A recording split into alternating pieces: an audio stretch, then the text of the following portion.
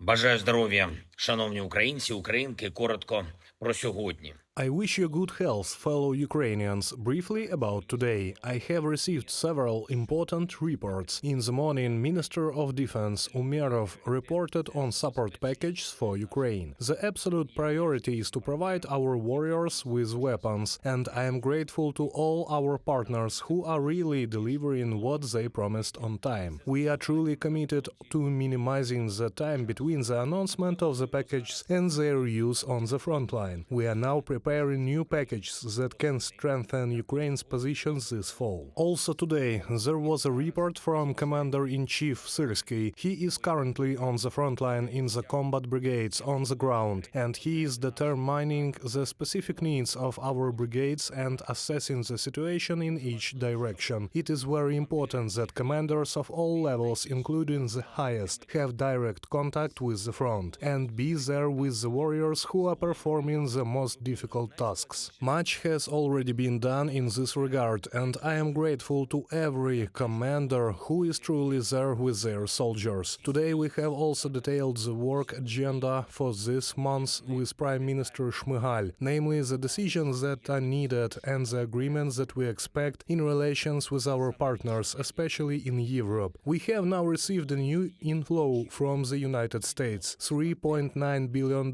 has been transferred to the Treasury account.